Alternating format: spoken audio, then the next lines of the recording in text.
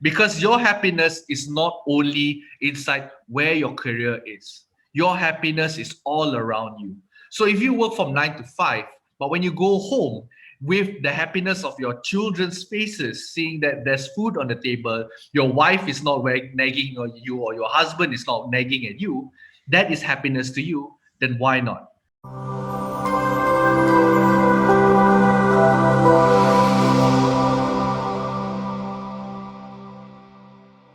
Hey everyone, welcome to the Work Inspires podcast, the people's podcast for life, career, and business. So, International Happiness Day is around the corner. So, what better way to start a topic for this episode?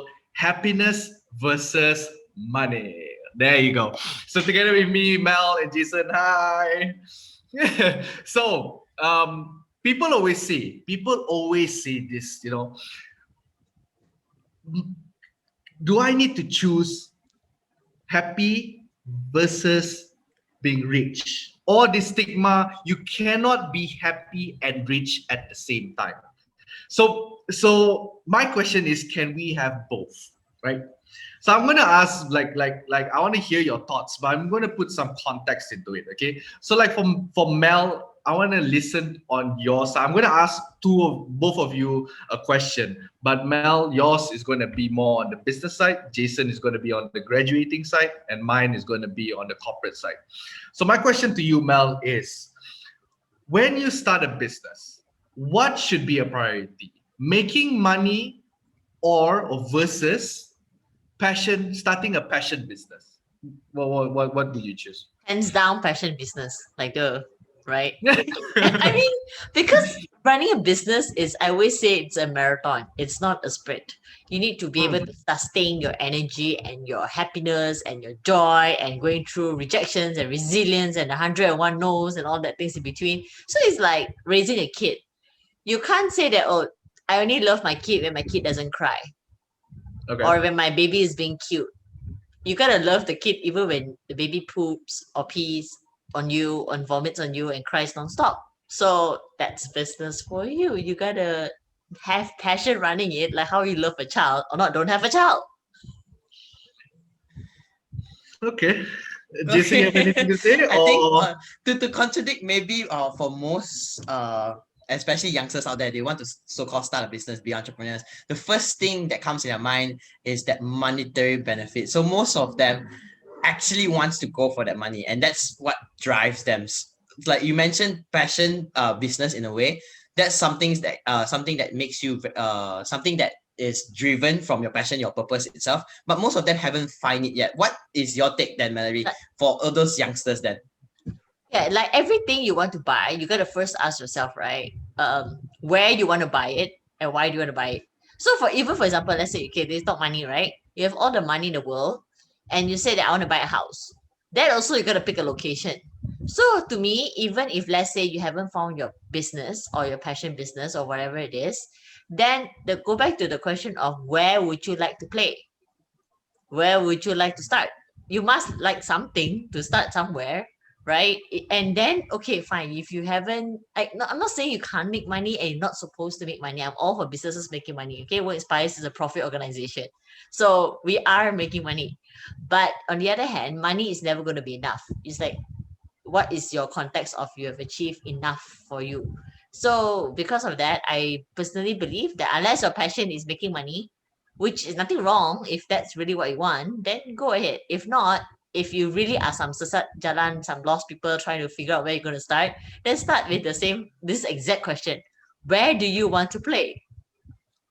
And then start, and then you figure out later. I agree with you, Mel. Like money, of course, every businesses need to make money, right? But that question is really good. Where do you want to start? And like what I mentioned just now, what is more priority? And when you ask that question, you would know which path do you want to go into. That's nice. That's nice. Okay. Jason, I'm gonna ask you about the graduate sites. Okay, this is very known, lah. Okay, very known. Which one would you rather?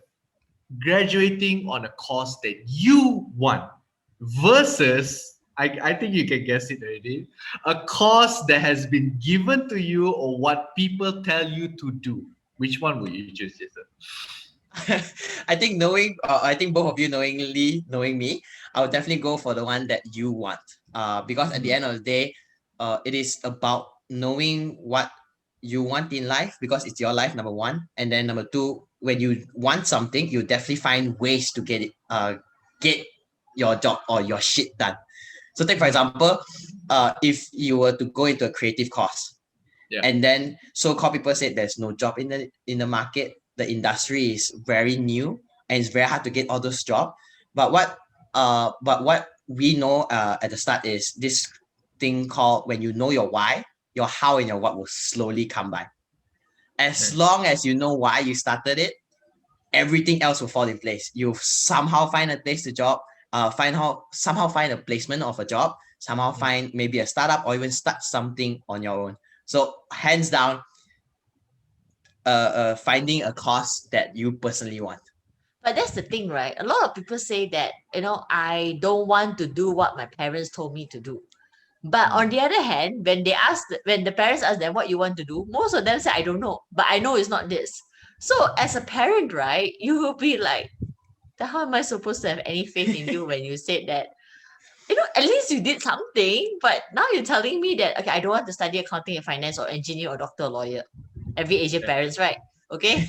Okay. But you want to study something called social media, digital marketing, whatever it is, okay, these modern day things, which your parents don't understand.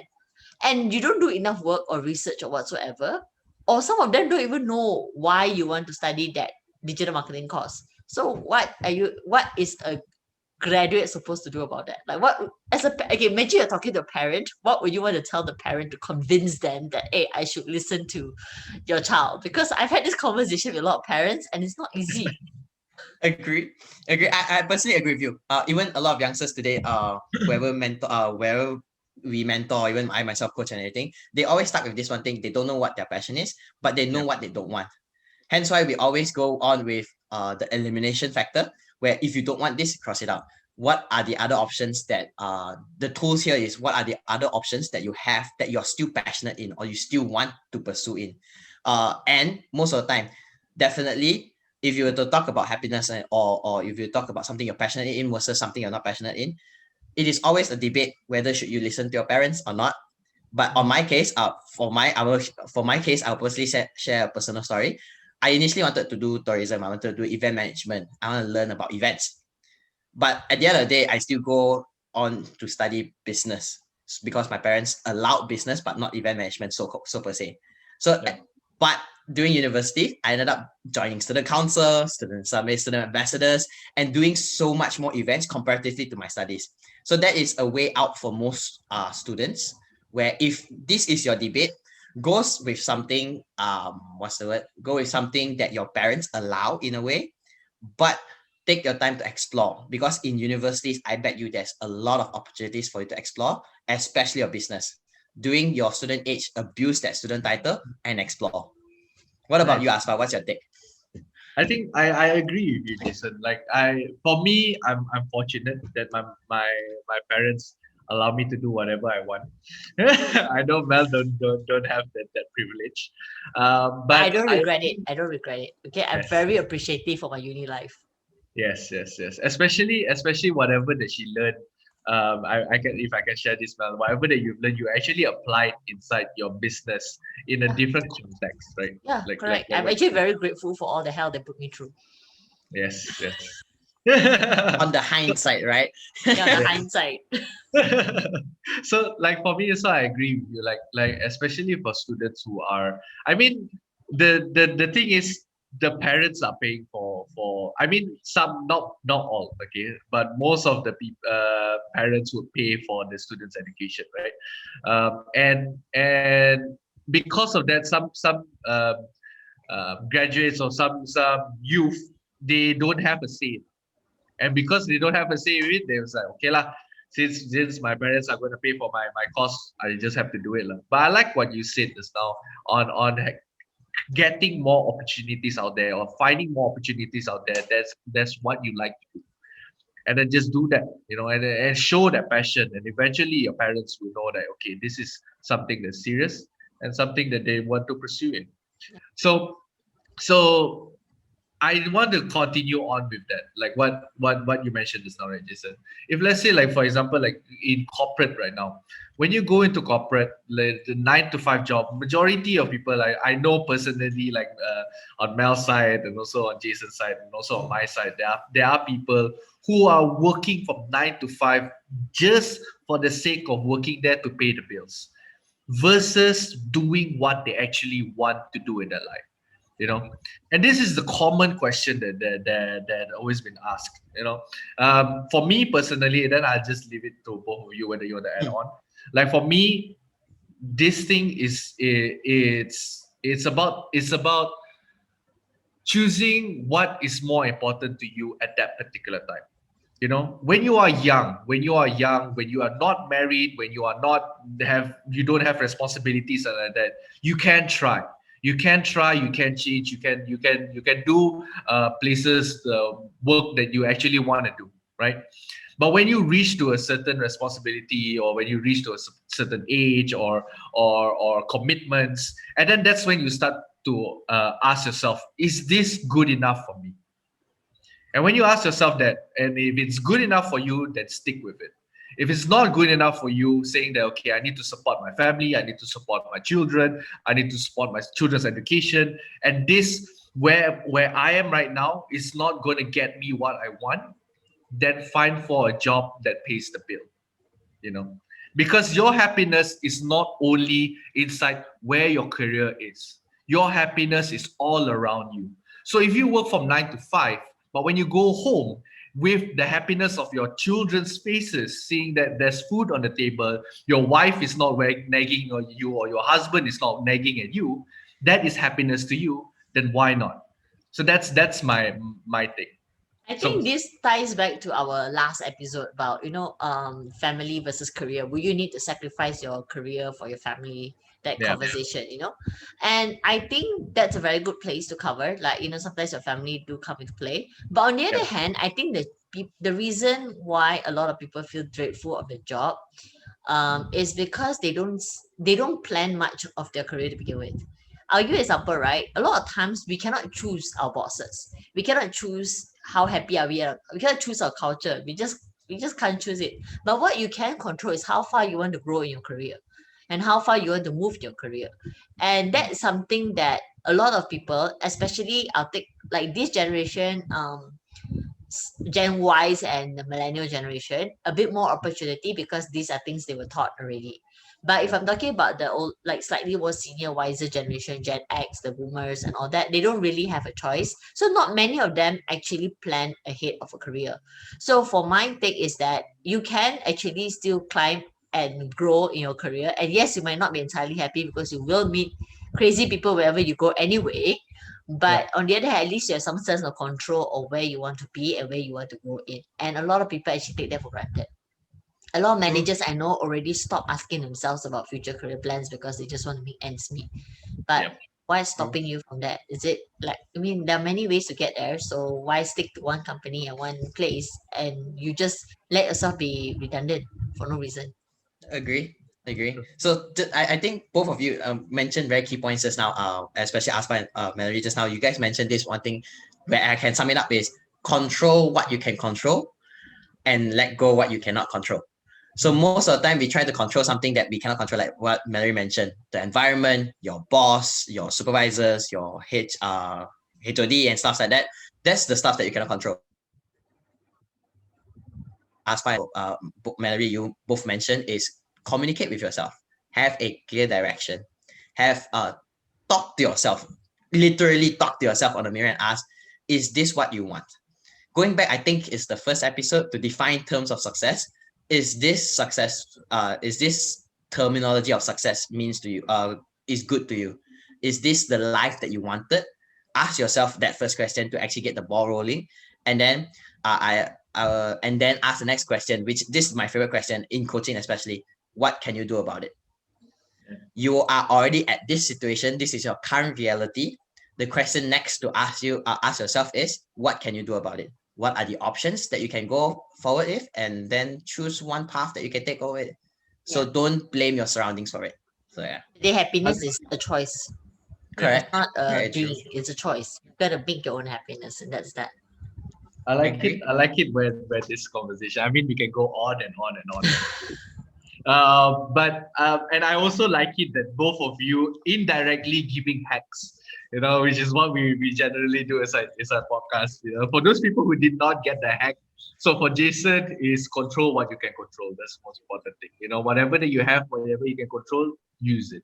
And for Mallory is asking that question: where do you want to start?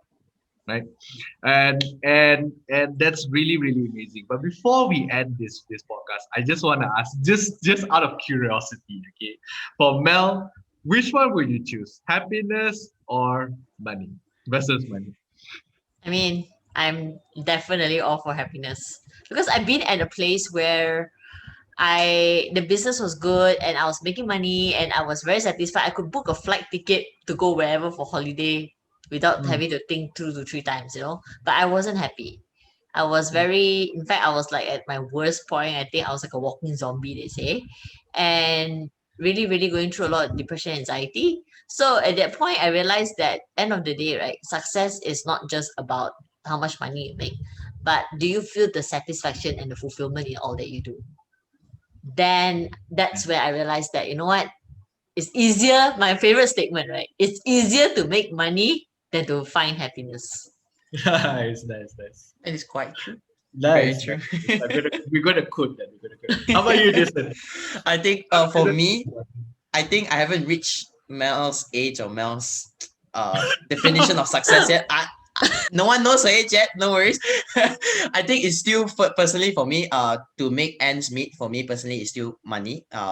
So it is through finding that money to actually, because like what Mel mentioned, she found that money success where she can actually go wherever she wants without thinking twice. Now at this point of time or at this point of age, I still struggle with especially eating, flipping through menus in restaurant and still considering the most right side, which is the cost, which is how much does it cost and how much do I need to pay. So in general, money is still a sort of a source of happiness for me. So yeah. Nice. So Asfa, how about you? What about you? Okay, Yes. yes. So for me, it was a trick question. Actually, you can have both. For me personally, you can have both. Now, what Melanie mentioned just now, if you have so much money but you're not happy, then there's no point to it. But if you are happy with whatever that you're doing, and money it's a currency that you need to have, right? You cannot be happy and starve. You need to have exactly the point. the same context, like for Jason also, money is also to ease your burden, your shoulders, and whatever responsibility that you have for you to be more happy. So it works both ways. It's not a versus, it's actually and being happy and rich or money at the same time. So thank you so much. And that's the end of our episode. Really appreciate it. Really love your support, and please do comment on what channel you're watching right now, or listening right now. Please do comment and let us know what is happiness. What does happiness mean to you? What does happiness means to you? Okay, and with that, thank you so much, everybody, and goodbye. Bye, guys. Stay happy. Yes. Hey everyone, thank you so much for watching this episode. We are here to inspire, so we really appreciate your support. Do share this to those people who you know can benefit from this podcast.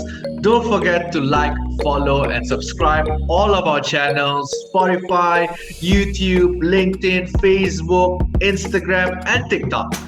Take care and see you all soon.